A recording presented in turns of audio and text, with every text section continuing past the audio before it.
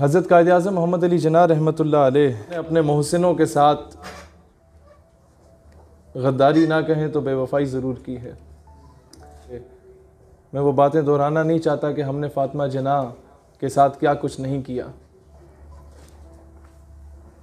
ان کی کتاب my brother جس پہ پابندی لگ چکی ہے، ہم نے کیا کچھ نہیں کیا۔ محترمہ فاطمہ جناح کا انتخابی نشان غالباً لالٹین ہوا کرتا تھا، اور ایک ایکس گورنمنٹ کے سٹنگ منسٹر نے، ان کے والد صاحب نے محترمہ فاطمہ جناح کے اسی انتخابی نشان کو ایک کتیا کے گلے میں ڈال کے کراچی کی سڑکوں پہ گھسیٹا اور ان سے تشبیہ دی۔ وہ محترمہ جسے غدار ملت کا لیبل لگایا گیا، پھر ہم کہتے ہیں کہ دنیا ہمیں تھپڑ مارتی ہے۔ میں کہتا ہوں دنیا بہت غلط کرتی ہے، دنیا کو چاہیے کہ وہ ہمیں لاتے مارے۔ ایسی احسان فراموش قوم کے قائد اعظم کے پاس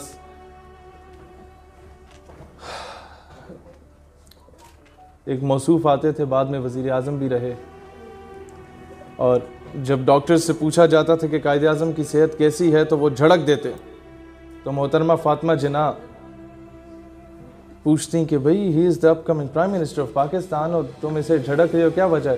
کہتے ہیں یہ مجھ سے قائد اعظم کے حال احوال کے بارے میں نہیں پوچھ رہے، یہ اصل میں یہ پوچھ رہے ہیں کہ کتنے دن رہ گئے نے۔ اینڈ دین قائد اعظم رحمۃ اللہ علیہ کو جب خبر ملی کہ دولتالے اور یہ سارے آپس میں لڑ رہے ہیں کہ آپ کے بعد وزارت عظمیٰ کے منصب پہ میں فائز ہوں گا یا گورنر کے منصب پہ میں فائز ہوں گا، تو قائد اعظم نے آہ بھری اور کہا کہ ہاں میری جیب میں کچھ کھوٹے سکے ضرور موجود ہیں۔ وہ شخص جس نے اپنی ٹیوبرکلوسس کی بیماری کو، ٹی بی کے مرض کو چھپا کے رکھا کہ اگر وہ ڈسکلوز ہو جاتا ہے تو انگریز کبھی پاکستان نہیں بننے دیتا، وہ کیس کو، یہ وکیل میرے بھائی بیٹھے ہیں بلاول بھائی، وہ کیس کو ایکسٹینڈ کر لیتے اور پاکستان کبھی نہ بنتا۔ وہ شخص، میں سمجھتا ہوں اسے شہید لکھنا چاہیے اس کے نام کے ساتھ، کہ 5 گھنٹے تو اس کی ایمبولینس خوار ہوتی رہی اور ساتھ سے گزرنے والے بڑے بڑے ڈالوں کو پتہ ہی نہیں تھا کہ اس میں قائد ملت اسلامیہ موجود ہے۔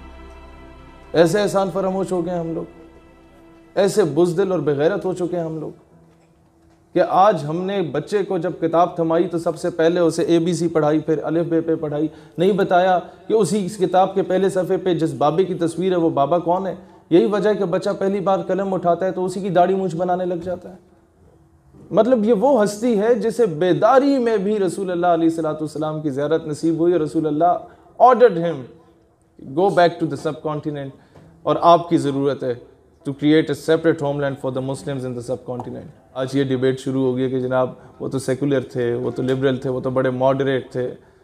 موجودہ وزیر سائنس اور ٹیکنالوجی آگے کہتے ہیں وہ تو ڈرنک کیا کرتے تھے، وہ تو بڑے ماڈریٹ، بڑے ماڈرن۔ اس کے نوجوانوں سے خطاب کر رہے تھے اباؤٹ پاکستان، تو Hindu student came there and he asked him a question کہ قائد صاحب یہ بتائیے کہ ہم تو بہت خوش ہیں اپنے مسلمانوں کے ساتھ، میں ہندو ہوں، یہ پڑوسی میرا مسلمان ہے، ہم تو آپس میں اچھی طرح جی رہے ہیں، آپ کو کیا تکلیف ہے؟ قائد اعظم نے کہا یار میں تمہارے سوال کا جواب بعد میں دوں گا، مجھے can I have a glass of water, مجھے بڑی پیاس لگی ہے۔ تو پانی آ گیا، قائد اعظم نے آدھا گلاس پانی پیا، پھر کہا اس ہندو بچے سے بچہ یہ لو ذرا پی لو، تو ہی ڈینائڈ، انکار کر دیا کہ میں پیوں گا، تم مسلمان ہو، یہ ناپاک ہو چکا ہے گلاس۔ قائد اعظم نے کہا اچھا بیٹا تم نہ پیو، ایک مسلمان بچے کو دیا، اس نے سعادت سمجھ کے سارا گلاس پی لیا کہ اس پہ میرے قائد کا ہونٹ لگے ہیں، قائد کا جھوٹا پانی ہے میں پی لوں۔ قائد اعظم نے کہا دس از ٹو نیشن تھیوری، اس لیے میں پاکستان بنانا چاہتا ہوں۔ وہ کر رہے ہیں قائد رحمۃ اللہ علیہ کو ہم نے کس طریقے سے حکمت والا پیش کر کے اور بزدلی کے لبادے کو اوڑھ دیا، اور ہم سمجھتے ہیں کہ ہم 4-5 ٹویٹ کر لیں گے اور کشمیر ہندوستان جو ہے وہ تحفے میں لا کے ہمیں واپس دے دے گا۔ سر اس طرح تو نہیں ملے گا۔ ترانے بنائے کہ جناب انڈیا جا جا کشمیر سے نکل جا، انڈیا نہیں نکلا۔ میں تجویز کروں گا آپ ایک اور ترانہ بنائیں، انڈیا دفع ہو جا کشمیر سے نکل جا، شاید تب نکل جائیں۔ تب بھی نہ نکلے تو میں کہوں گا تمام سٹیک ہولڈرز کو کہ ایک ایسی فلم بنائیں انڈیا کے خلاف جس میں آپ سارے ہیرو ہوں اور مودی کو ولن بنا دے، شاید تب وہ نکل جائیں۔ اور اگر وہ تب بھی نہ نکلے تو پھر ہم آدھا گھنٹہ ہر جمعے کو احتجاج کرتے تھے، اب آدھا گھنٹہ لیٹ کے بھی احتجاج کرنے شاید انڈیا نکل جائے۔ تب بھی نہ نکلے تو مرغا بن جائیں پوری امت کے سامنے آدھا گھنٹہ ہر جمعے کو کہ نہیں اب یہ قوم کی جو مائیں ہیں وہ محمد بن قاسم نہیں جنم دیتی. کشمیریوں کی بہنوں سے معذرت کر لو کہ نہیں یار اب یہاں سے کسی صلاح الدین ایوبی یا غزنوی نے نہیں آنا. تو نے پوچھی ہے امامت کی حقیقت مجھ سے. یہاں امام سے مراد یہ آپ کے جتنے بھی سٹیک ہولڈرز آج پاکستان میں فن خان تھانے دار موجود ہیں نا، جو جن کی تصویریں ہم لگاتے ہیں اپنے دفتروں میں. تو نے پوچھی ہے امامت کی حقیقت مجھ سے، حق تجھے میری طرح صاحب اسرار کرے، ہے وہی تیرے زمانے کا امام برحق جو تجھے حاضر و موجود سے بیزار کرے. اور پھر کہتے ہیں فتنہ ملت بیضا ہے امامت اس کی جو مسلمان کو سلاطین کا پرستار کرے. یعنی کہ فتنہ ملت بیضا ہے امامت اس کی جو مسلمان کو یہ بولے کہ جناب IMF سے فنڈ لینا تو اب میری مجبوری بن چکی ہے ورنہ ملک نہیں چل سکتا، یہ پنڈ کا چودھری ہے، امریکہ کے گٹوں میں بیٹھ کے میں کشمیر واپس لے لوں گا. نصاب میں آپ کو میڈیا پہ بھی آ کے لوگ کہیں گے اسلام تو امن سے پھیلا، تلوار سے نہیں پھیلا. جی بالکل، صلاح الدین ایوبی سے بھی پوچھا گیا تو کہتے ہیں میں نہیں جانتا اسلام امن سے پھیلا یا تلوار سے پھیلا، ہاں یہ ضرور جانتا ہوں قیامت تک اسلام کا دفاع ہوگا تو تلوار سے ہوگا. غیرت ہے بڑی چیز جہاں تک و دو میں، پہناتی ہے درویش کو تاج سر دارا. آج پتہ نہیں وہ غیرت کیوں ناپید ہو چکی ہے. میں یہ بات آپ کو ناگوار شاید گزرے لیکن میرا مذہب وہ مذہب نہیں ہے کہ جے ایک منہ پہ گال پہ ایک تھپڑ مارو تو آپ دوسرا آگے کر دو بھائی جان ادھر بھی مار دو. نہیں، یہ تو ایسے ہی ہے کہ کوئی کشمیر کی بہن کی عزت کو لوٹ کے لے جائے، آپ بولو بھائی جان عافیہ صدیقی بھی حاضر ہے یہ بھی لے جائیے نا. بھائی جان وہ برما رہ گیا، وہاں کی بہنوں کی ٹکے بوٹیاں بنا دیجئے نا، میرا مذہب تو امن کا درس دیتا ہے. بھائی جان وہ فلسطین کی بہن ہے، اس کے سر سے دوپٹہ کھینچ لیجئے، بیت المقدس اور مسجد الاقصی پہ جا کے قبضہ کر لیجئے، میرا مذہب تو اب امن کا درس دینے لگ گیا. بھائی جان وہ لبنان رہ گیا، سیریا بھی رہ گیا، وہاں بھی جا کے thousands of innocent children are being incinerated with the white phosphorus in Palestine.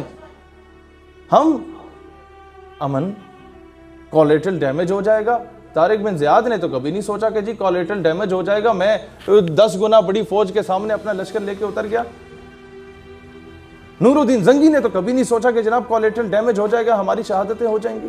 1945 میں جب یہ بات چل رہی تھی کہ جی اسرائیل جو ہے وہ انٹروڈیوس کیا جا رہا ہے، وہاں پر یہودیوں کی ایک ریاست بنائی جا رہی ہے، تو قائد اعظم تبھی سراپا احتجاج ہو گئے سارے برصغیر کے مسلمانوں کو لے کے اور بولا کہ نہیں یہ اس پہ کمپرومائز نہیں ہو سکتا.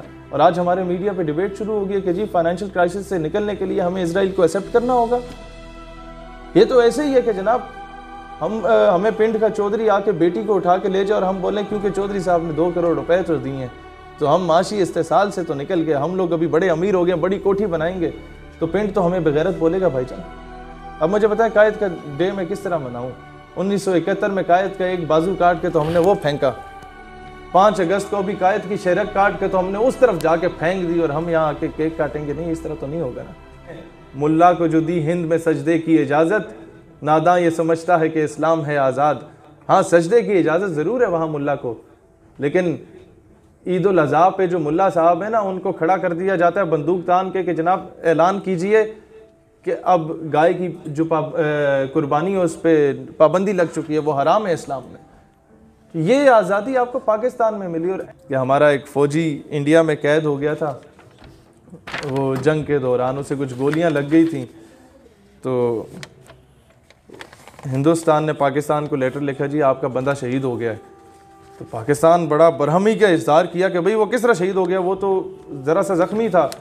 کہتے جی زخمی ضرور تھا اور اقوام متحدہ کے چارٹر کے مطابق ہم نے اس کی بڑی آؤ بھگت کی، سیوا کی، لیکن وہ بضد تھا کہ مجھے کسی ہندو کا خون نہ لگایا جائے اس لیے وہ شہید ہو گیا. دس از 2 نیشن تھیوری. کوئی فوجی 20,000 کے پیچھے اپنی جانوں کا نذرانہ نہیں دیتا، لہٰذا اس 2 قومی نظریے، وہ جو فوجی شہادت دیتا ہے وہ نعرہ تکبیر کے پیچھے دیتا ہے. مجھے خوشی تب ضرور ہوگی کہ میرے یہ جو بھائی اور ہماری بہنیں یہاں موجود ہیں یہ مجھے کہیں کہ جی میں انجینئر، ڈاکٹر یا ایک بہت بڑے MNA بن چکے ہوں، لیکن زیادہ خوشی تب ہوگی جب میرا بھائی آ کے مجھے یہ بولے گا کہ فلاں بندہ فلاں جگہ پہ جا کے پاکستان کی اسلامک آئیڈیالوجی کو ٹارگٹ کر رہا تھا and I have given him a shut up call.